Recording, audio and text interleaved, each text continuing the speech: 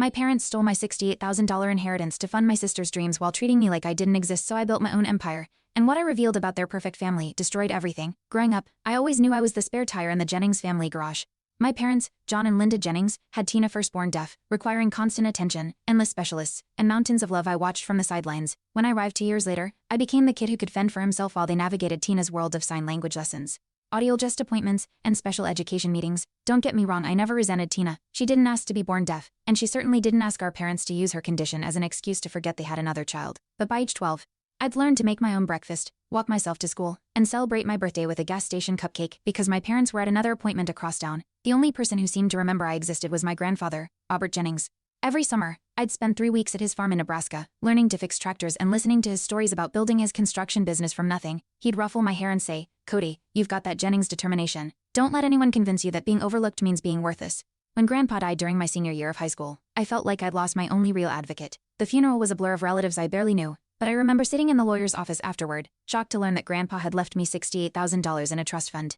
The lawyer, Mr. Richardson, explained that the money would be released to me on my 21st birthday, with my parents as trustees until then. "Your grandfather wanted to make sure you had a foundation to build your dreams on," Mr. Richardson said, handing my father the paperwork.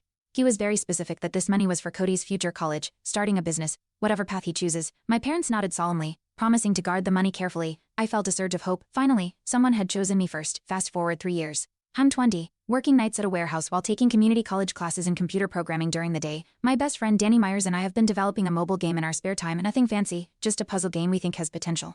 We've scraped together enough money for basic development tools, but we need funds for proper artwork, marketing, and app store fees. That's when I remembered Grandpa's money. In 6 months, I'd turn 21 and have access to the inheritance. Danny and I started making plans we'd use part of the money to properly launch our game. Maybe even start a small development company. I approached my parents about the timeline, expecting them to be supportive. Instead, I got nervous glances and vague promises to look into the paperwork. 2 weeks later, everything changed. I was coming home from work around midnight when I heard voices in the kitchen. Through the doorway, I saw my parents hunched over papers at the table, whispering urgently. "Told Tina we'd have it by her birthday," my mother was saying. "The art school deposit is due next month." "I know, Linda, but if Cody asks to see the account statements," my father replied. My blood went cold. I crept closer, staying hidden in the hallway. "He won't ask," my mother said firmly. "He's never shown interest in managing money. Besides, this is for Tina's future. She's got real talent, and the California Institute of Art Design is her dream school. Grandpa would have wanted us to use the money where it could do the most good." I couldn't finish the whole story in this short. The full story is on my channel and linked below.